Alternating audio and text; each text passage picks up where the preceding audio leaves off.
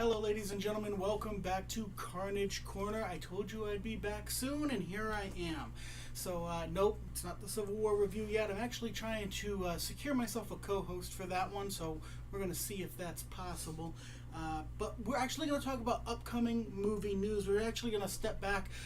We're about halfway through August at this point, so I'm just going to jump to September and talk about some of the things that we can expect coming in September.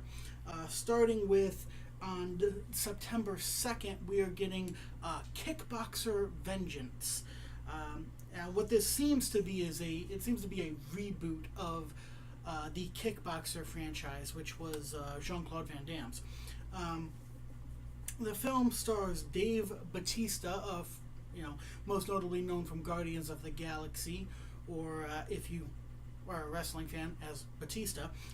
He is playing Tung Po, who is I guess you would say the villain of this piece. Now, Alan Mousy, I probably butchered that, sorry. Allison Mousy, who, I'm going to be honest, he does not have much in the way of acting credentials.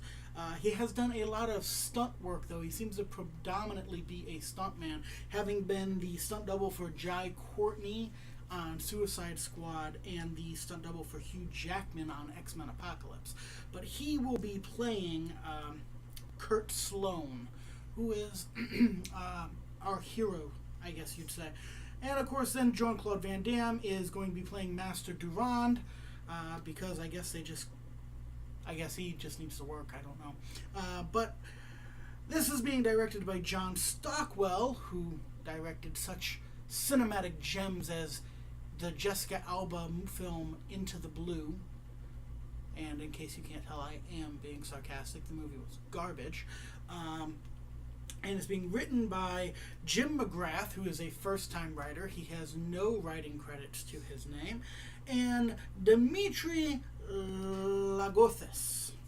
Again, I probably butchered that. Who wrote some film called The Lost Angel, which I've never heard of, which no one's ever heard of, because it probably sucked. Despite all of that, despite a cast that can't seem to act, despite a director whose other films are trash, and despite having inept writers, it's got a good team cut in the trailer, because the trailer looks good. Whether or not the film will be good, we gotta wait till September 2nd to see, but the trailer, it actually looks decent. It's not gonna win an Oscar, but it looks like it could be fun.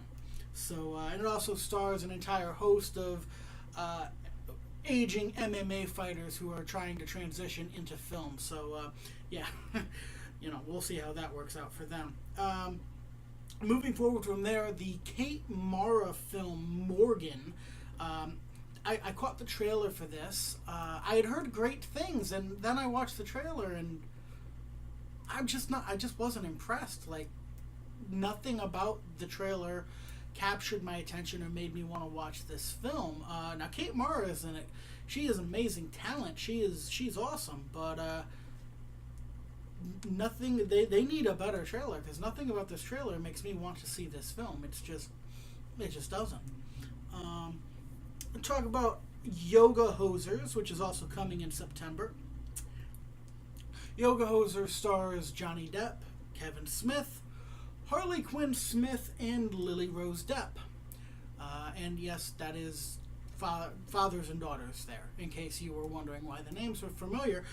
Can I just take a moment and do you think that maybe after, now with the popularity of Suicide Squad and the light being shown on the psychoticness that is Harley Quinn, do you think possibly that Kevin Smith or possibly his daughter are regretting her name? I don't know. We'd have to ask. Yeah, like they'd ever answer our questions. So moving on from there, I did catch the trailer for Yoga Hosers. Now, I would like to preface this by saying I usually do enjoy Kevin Smith's work. I especially enjoyed it when I was a little younger. My late teens, early 20s. The Jersey Chronicles with Jay and Silent Bob and all that. I at least found the films to be amusing. And there are some amusing points to this trailer as well. I'm not rushing out to theaters to see it, though, unfortunately. Sorry, Kevin. but I'm just not. It didn't it didn't strike me like that. It seemed to be that a lot of the there seemed to be a lot of the humor centered around the new generation and the fact that they can't pull their heads out of their phones, which just annoys the crap out of me. So I don't think I'm the target audience for this. I think this is aimed at today's kids, which I just don't fall into that demographic. There was one part of the trailer that made me laugh. They had but at the same time, it's kind of a racial stereo thing, because they had a German individual saying 9999, so much 9 it's almost 10, which made me chuckle. But some people might be insulted by that. But hey, I guess it is not within our rights to never be insulted. So we got to just get over it, right? Moving on from there, Bridget Jones' Baby comes out in September.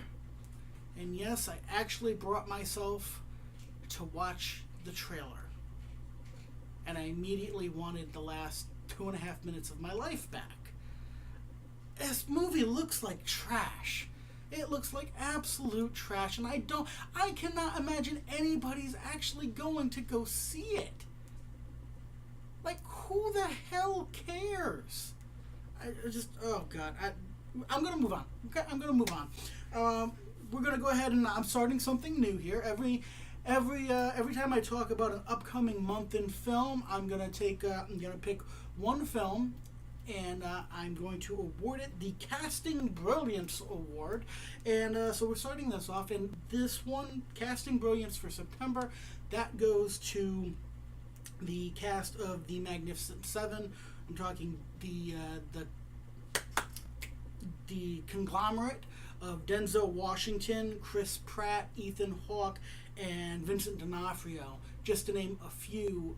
The cast, the trailers for The Magnificent Seven, they just look fantastic, and they've put together such an all-star cast here that I really just see this film doing big things. I really do. And then, of course, Jane Goldman, who was the writer on X-Men Days of Future Past and X-Men First Class, is adapting Ransom Riggs' novel Miss Peregrine's Home for Peculiar Children. Now, I checked out the trailer for this. It looks awesome. It looks really cool. Very inventive, very imaginative. I am not at all surprised that they went after the writer of the last couple of X-Men films, or last good ones anyways.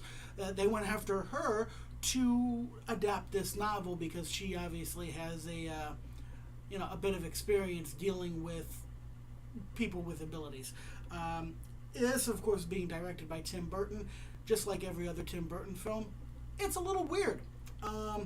But moving on from there, I will say that this definitely looks like it's going to be Tim Burton's X-Men, and it's interesting. They had some interesting things there. Definitely something to check out. Whether or not you'll catch me in line at the theaters to see it, I don't know. I'm a little, as with I feel many Americans, I am fairly selective about what I spend money on to see in theaters.